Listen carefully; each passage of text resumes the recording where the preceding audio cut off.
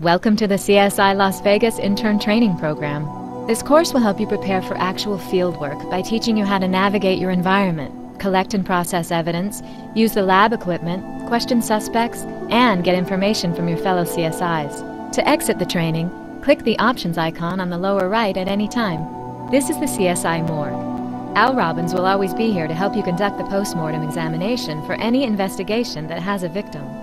For now, we will use the objects on his table to show you how to examine evidence and how to use your forensic tools. To scan the table area, you can move your mouse cursor over the left or right edges of the screen. To examine potential evidence, move your pointer over any of the objects on the table, see the forward arrow appear, and click to get a closer look.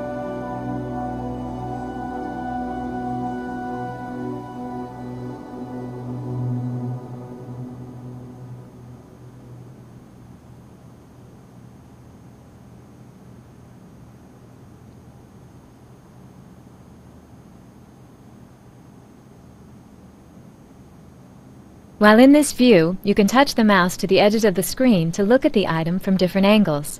This works for the top, bottom, left, and right edges of the screen. Sometimes this will reveal evidence hidden from view.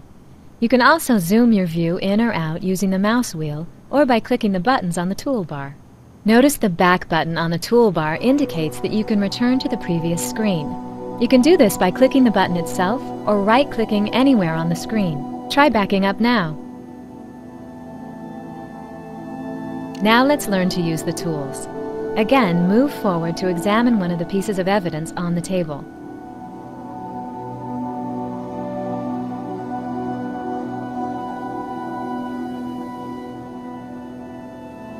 When you're close enough to use a forensic tool from your kit, the cursor will change to a tool icon. Clicking when it's visible will bring up the tool menu. Tools are categorized into either collection or detection tools. Rolling the cursor over any of the tools gives you a brief description of its use. For a simple description of each tool, roll the mouse over it and read the tip at the bottom of the screen. For a more detailed description of each tool, click the Tool Hub button. Simply click the right mouse button to back out of the tool menu. When you're close enough to use a forensic tool from your kit, the cursor will change to a tool icon.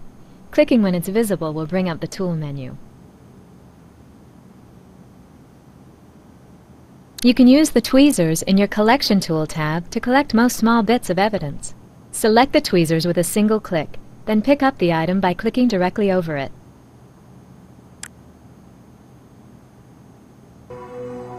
Evidence you collect is added to your evidence folder and categorized as either trace, documents, or items. Sometimes evidence has even more evidence on it. In these cases, you can apply your tools directly to the evidence from this view. To inspect the item for more evidence, rotate the object in the viewer by touching the mouse to the edges of the screen. If you suspect there may be more evidence on it, bring up the appropriate tool. Be sure to check each item thoroughly. Usually this kind of evidence is hard to see.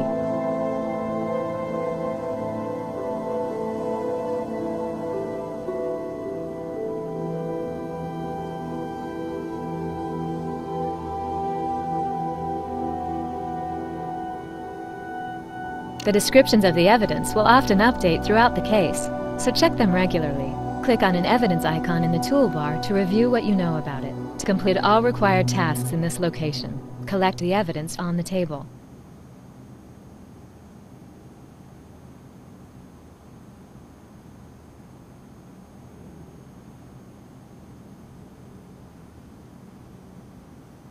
You can use the fingerprint powder in your Detection Tool category tab to dust for fingerprints on smooth surfaces like this one. Select the fingerprint powder with a single click. Activate the brush by clicking and dragging over the surface until the print is fully revealed.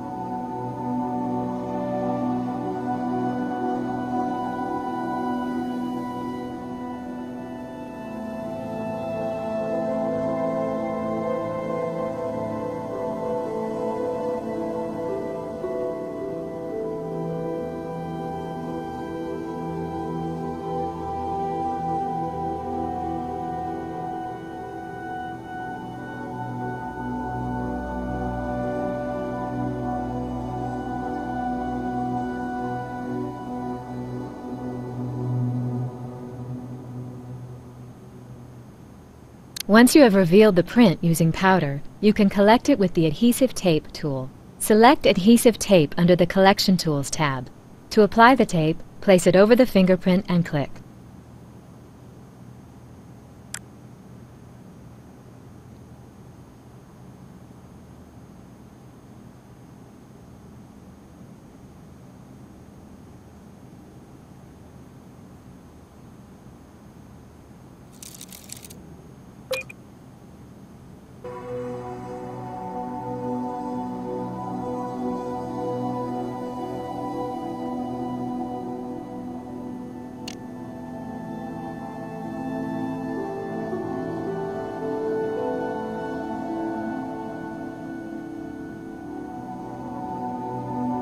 You can use the gloves in your Collection Tool category tab to collect larger pieces of evidence.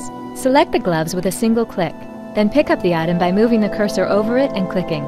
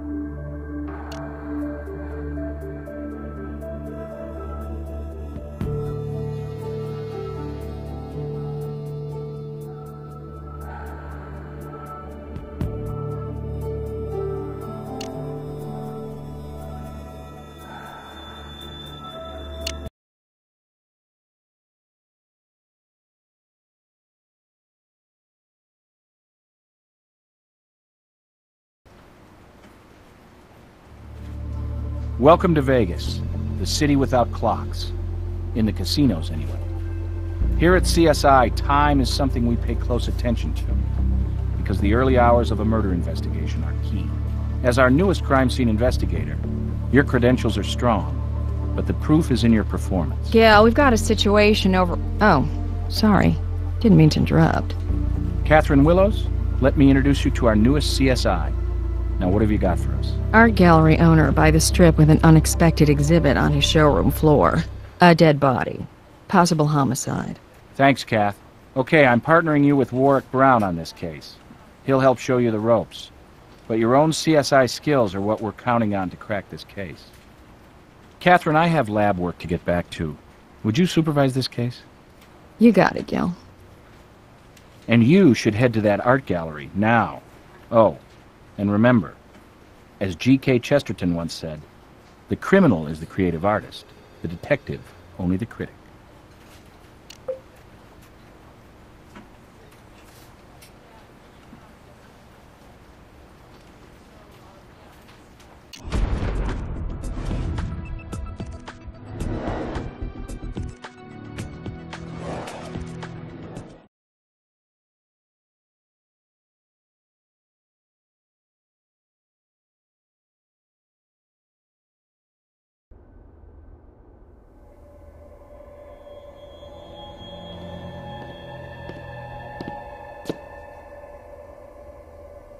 Hey, I'm CSI Work Brown. I'm glad to have some help on this one. We got a dead Vic on the floor, and a live gallery owner waiting in the sidelines. Are you ready? Pay close attention. We're in the art world, and if you don't know how to look at something, you won't understand what it means.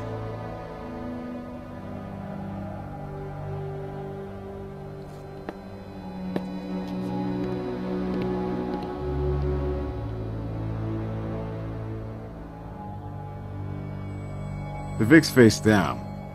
Spatter pattern on the wall close by indicates blunt force trauma. Take a photo of this. It's always good for future reference. You're going to need an angle that shows the Vic's position in relation to the spatter.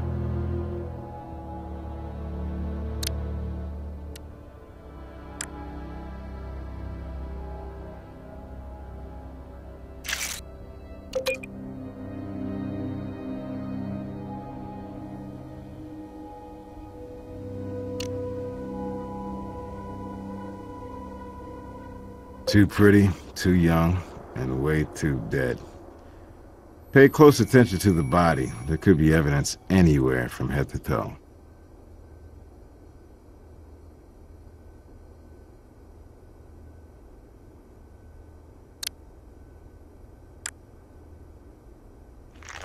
No wallet, cash, or ID. Could this be a glorified mugging?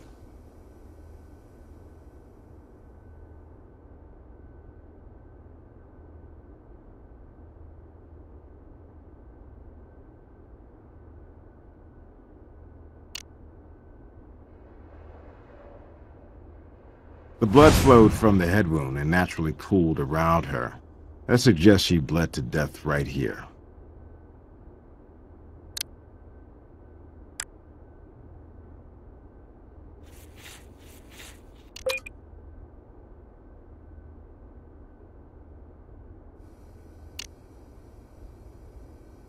Whoa. With a rock like that left behind, I doubt we have a robbery. This was personal.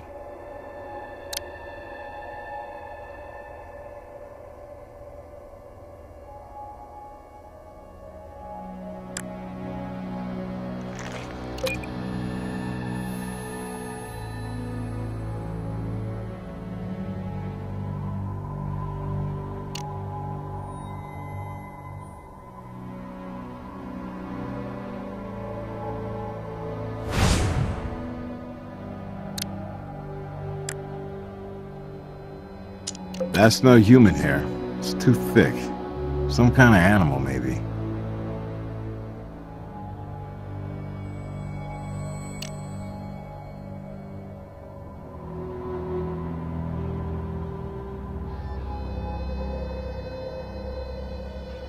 Hey, maybe we just got lucky. That blood print says somebody's shoe picked up transfer.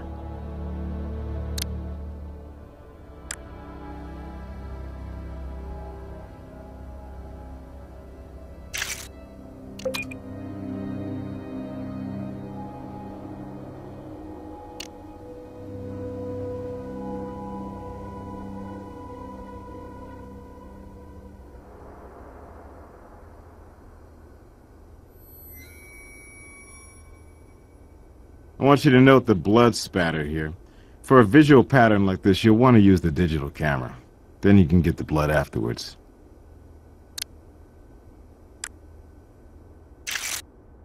Well, if a picture's worth 1,000 words, we got several thousand here telling us what went down. The Vic was hit at least twice. Pattern in her position relative to it tells us so. The first blow probably caused the puncture wound and sent her to the ground. The second blow, while she was down, created the blood spatter.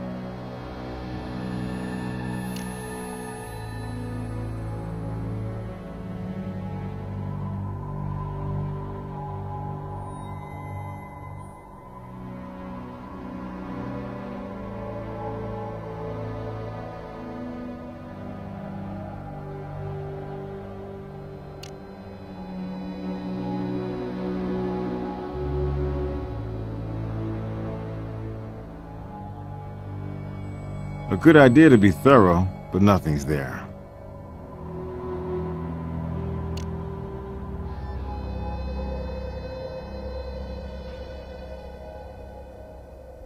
$60 large for an earthbound bird? If art theft was the motivation, why not take the other two birds as well?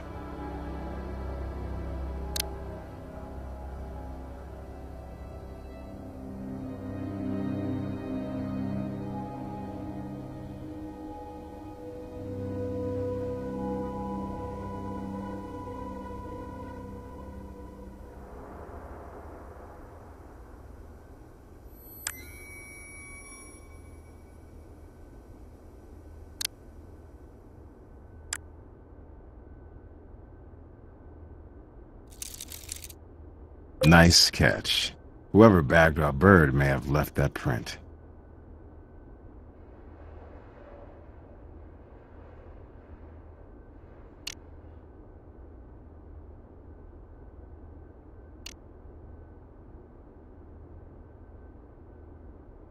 A good idea to be thorough, but nothing's there.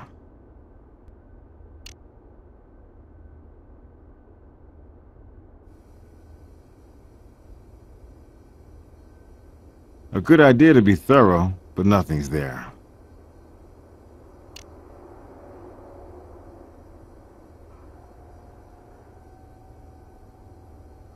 This is the Nathan Ackerman Fine Arts Studio, and I am Nathan Ackerman. My art, displaying the creativity and, on occasion, the genius of my exhibitors, in a setting that is itself a work of art. Do you mind if we ask you a few questions? Please do. Consider me your host and ally. Don't hesitate to ask if I can help you resolve this affair quickly and cleanly. I'll see what we can do. But Mr. Ackerman, there's nothing clean about murder.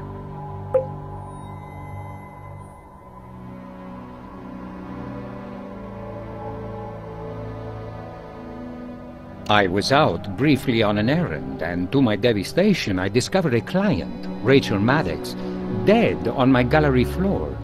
You must understand that this is a crushing blow. Rachel was an excellent client and a dear friend. I can't imagine who would do such a thing. Perhaps a vagrant or one of these psychopathic killers you read so much about? Rachel was about to be a bride. She had commissioned a painting and a sculpture, both of herself, for her wedding from one of my best artists. Unfortunately, he can also be one of my slowest artists, and Rachel and her fiancé were, well, let's say, fit to be tied that the art pieces, which were due some time ago, were not ready.